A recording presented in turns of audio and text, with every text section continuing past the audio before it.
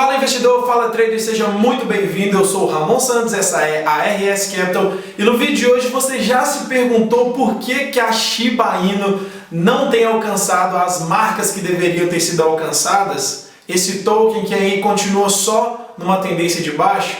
No vídeo de hoje eu quero mostrar para você uma entrevista muito importante lá da gringa com o nosso amigo Vitalik Buterin, o cofundador da criptomoeda Ethereum e também cofundador da moeda Bitcoin Magazine. Então, se você quer entender um pouquinho por trás desse mercado da Shiba Inu, olha essa entrevista do Vitalik que eu vou deixar aqui agora para você. Se você não é inscrito nesse canal, se inscreve e deixa o seu like e puxa a vinheta.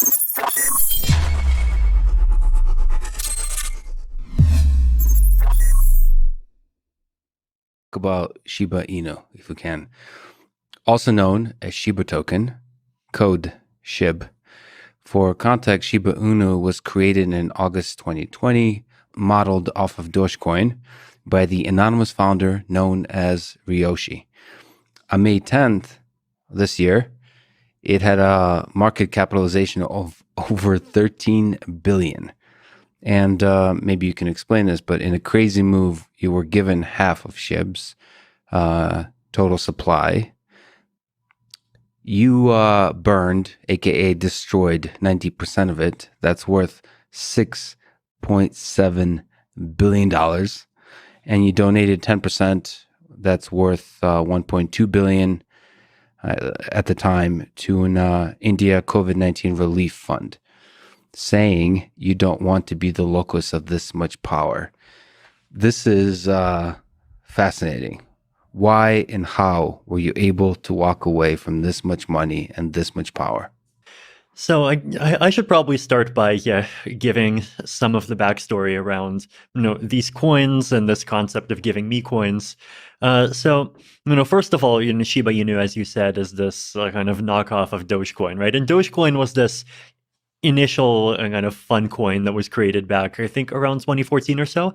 And it was just created by Jackson Palmer and put it out as a joke for a couple of hours, and a community formed around it. And at the beginning, people didn't take it very seriously. I actually remember putting about $25,000 into Doge sometime around 2016. And I just remember just thinking to myself, like, okay, how am I going to explain to my mom that I just invested $25,000 into dog coins? And what even are dog coins? Like, the only interesting thing about this coin is that there's, a logo of a dog somewhere. But, of course, that ended up being one of the best investments I've ever made. And it did really well. And then at the end of 2020, Elon Musk, of course, started talking about Dogecoin, and the market cap just shot up to about $50 billion.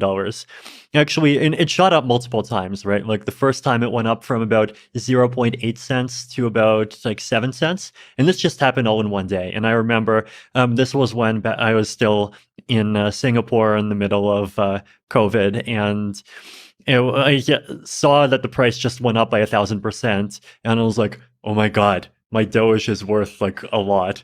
And so I immediately called up some of my friends and told them to drop everything and scramble. And I sold half the Doge, and I got $4.3 million, donated the proceeds to give directly.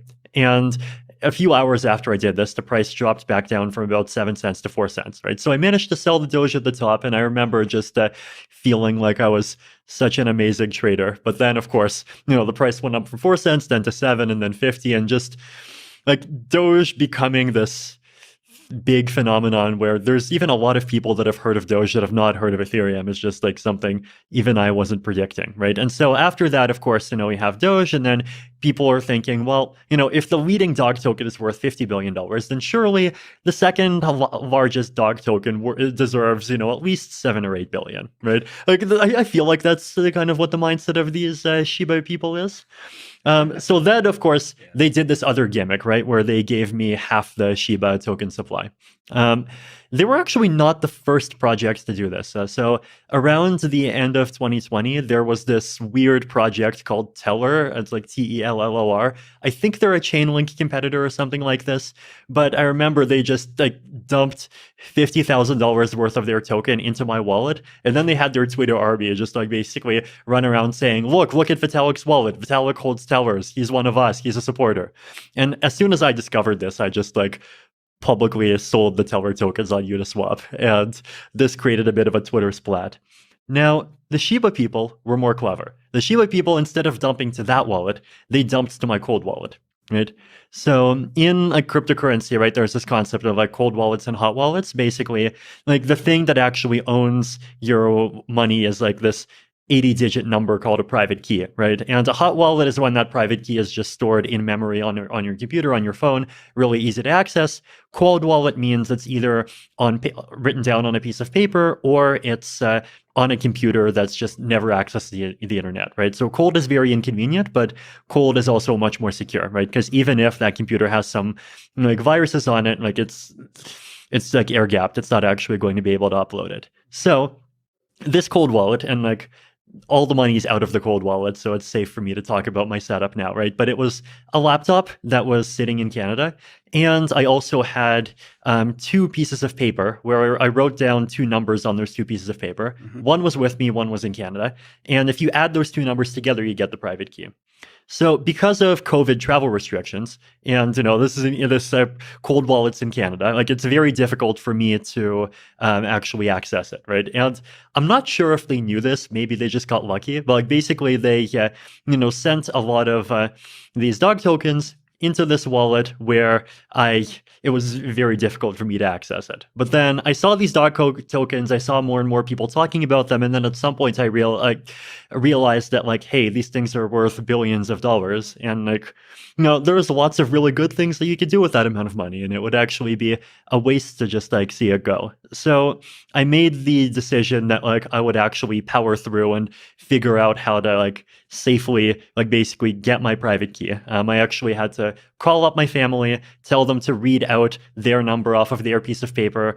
I entered that into a fresh laptop that I bought from Target. Then I put in my other number on my piece of paper, added the 2 numbers together on the computer. There's the key.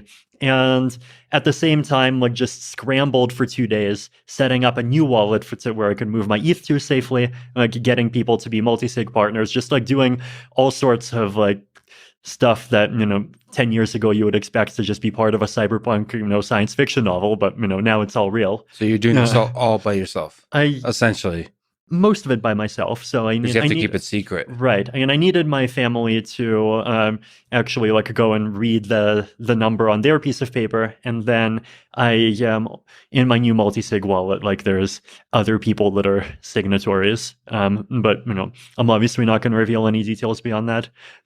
So I did this, right? And I actually managed to like get the private key, make the first transaction that would just move all my Ether to the multi-sig wallet so it's safe, and then second put the private key on my main computer, then started like going in and just selling some of the dog tokens and then just like giving them to these different charities.